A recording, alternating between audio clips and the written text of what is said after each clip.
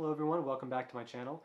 Today I'm going to be talking about handwriting a novel, and if you were going to do it, why you might want to do it in fountain pen. Now most pens you see are something like this. They're a Bic or a Papermate.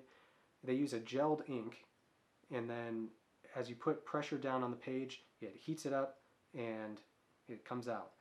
But it's not the best. It has a hard start almost every time, I find, and it works. It's a throwaway pen. It's fine.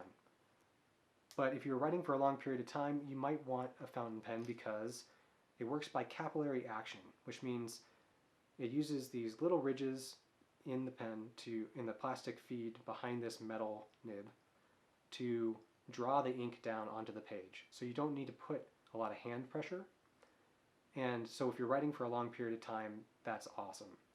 Plus you get to try out a bunch of inks, which I'll show you in a little bit. Get almost anything you want. You can get something that's waterproof, not waterproof, any color under the rainbow. It's really fun. So where did I get this idea to write a novel in fountain pen? Well, I watched a video. It was an interview with Tim Ferriss and Neil Gaiman, and Neil was talking about his favorite fountain pens and using them to write his novels, and by hand, his rough drafts anyway. And what he does is every other day he uses a different color. So day one he'll use brown, day two he'll use blue, and then he can see how much he wrote during the day. And I really liked that idea intuitively, and so I wanted to try it out. So about a year ago I started writing my next novel. It's a fantasy horror novel called What the Night Brings. And let me tell you, it took a while. There are a lot of pros and a lot of cons to writing with a fountain pen. Most of them pros, but we'll get there.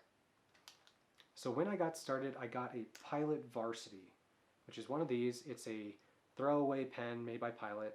It gives you some of the benefits of a fountain pen, but you can throw it away. However, the ink and the writing style is actually pretty good, considering this is like a $2 pen.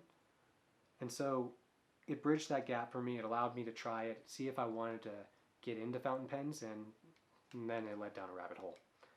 So then I ended up getting a Lamy Safari, which is a common intro to fountain pens. It's about a $20-something pen.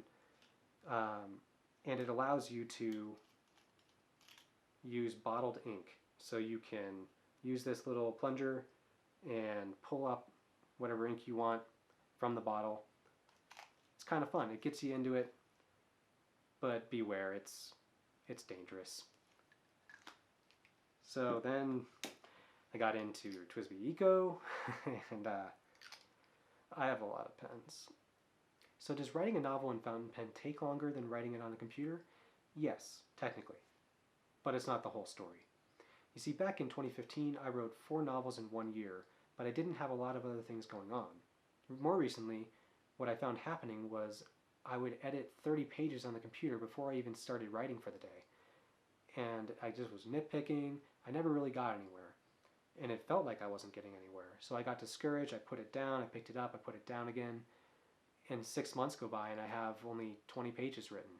Then we come to fountain pens, and I found that I couldn't make changes. I only had to go forward. I could read what I'd written, but I just had to move forward every day, and even if it was just a couple paragraphs, and often it was.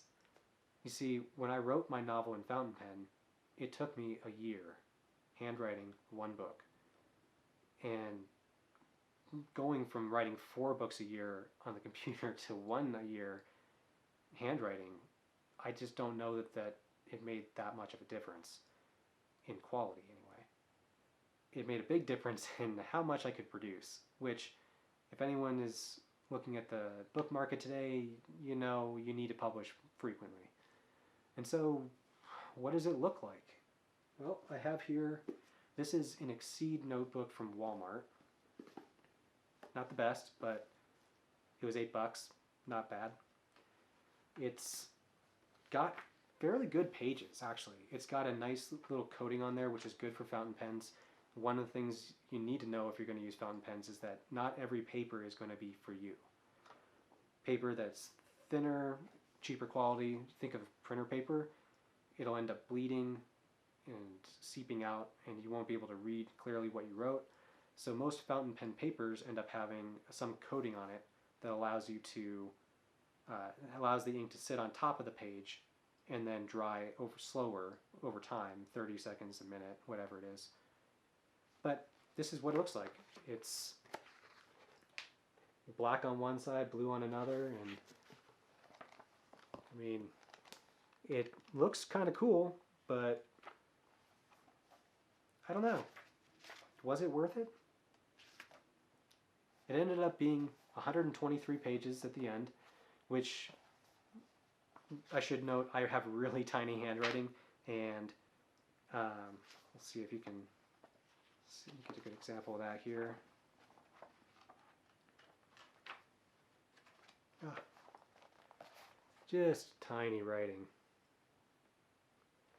And so my writing, I figured out, was more like 350 words on one of these pages, and this is a 5 by 8 inch notebook. And I gotta be honest, it's nice seeing the different colors on the different pages, seeing my progress every day. This notebook, I would have liked if it had page numbers. I just ended up writing mine right up in the top. But I can't complain about the notebook, really. It's really the time it took to finish. And that's it. I mean, I get into a scene and I want to power through it. It's an action scene, and I just can't write for that long. I can write for maybe an hour, but then even with a fountain pen, my hand gets tired, or it's just not going fast. My mind's going way faster, and so it does force you to slow down, which can be a benefit, especially if you're a person who likes to think out every sentence before you put it on the page. If you like to just type and see what happens and then edit it later, you're going to have a real hard time with this. If you so yeah, it made me slow down, which in the end I feel like produced a little bit better quality of writing. It needed fewer edits in the end. And so being a business-minded guy, an efficiency-minded guy, data-driven, I wanted to know how much of a difference it made. And so it takes me, if I were to do a second draft on something like this and type it up, if I were to do a second draft of something like this on the computer, it would take, I don't know, 10 hours, 20 hours, something like that.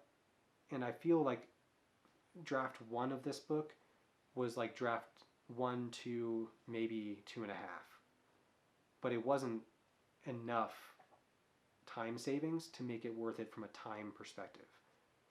There's something to be argued for slowing down and maybe you get better quality, but that's up in the air for me. I just don't know that it made that big of a difference.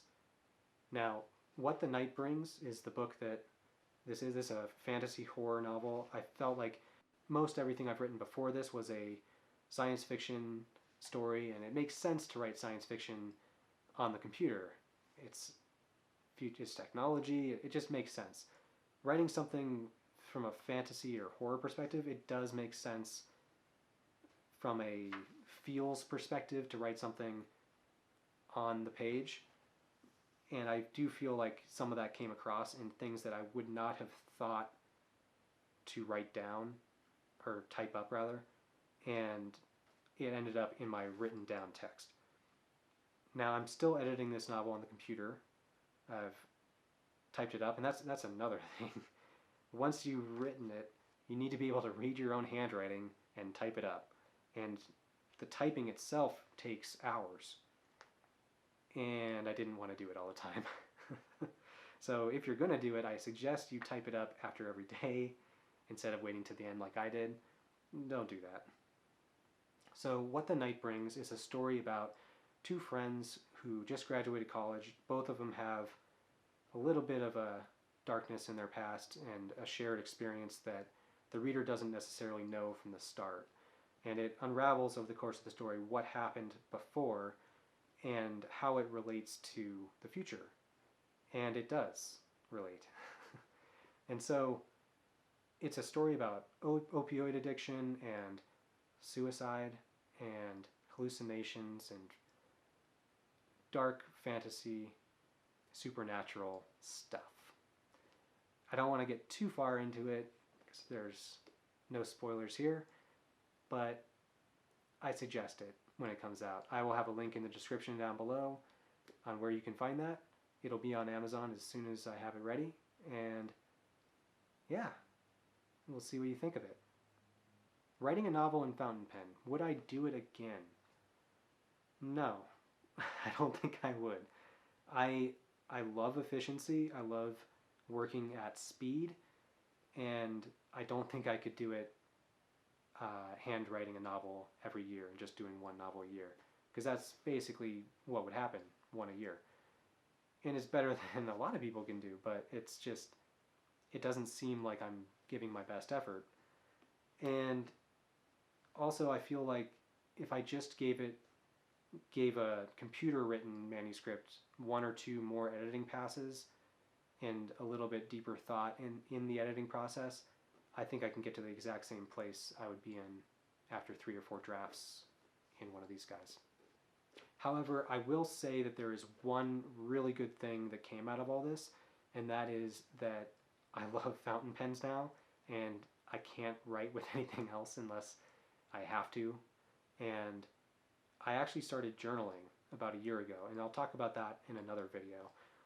But that process itself was very beneficial, and I just love writing in fountain pens, and I find excuses now to use them and find new papers and inks and pens. It's become a whole hobby. And so I don't regret doing it at all, and I highly suggest you try it, even if you don't end up finishing a whole novel. Just give it a shot, see how you like with writing in a fountain pen, and maybe you'll find a new hobby too. If you're interested in getting into fountain pens, I'll leave a link in the description for all the pens I used here and papers and where you can find all that online, as well as the initial interview that got me into fountain pens. That's with Tim Ferriss and Neil Gaiman. I highly recommend you watch that. That's a really good one. Neil Gaiman's one of my favorite authors. That's it for me. Have you ever thought of handwriting a novel? And if so, would you use fountain pen? Let me know in the comments below, and as always, like, comment, subscribe, and hit that bell down there, and I'll see you next time. This is what I was talking about. It's kind of a lot of pens, good amount of ink, a bunch of samples. I'll leave a link in the description below for all my favorite pens and inks and where you can find them.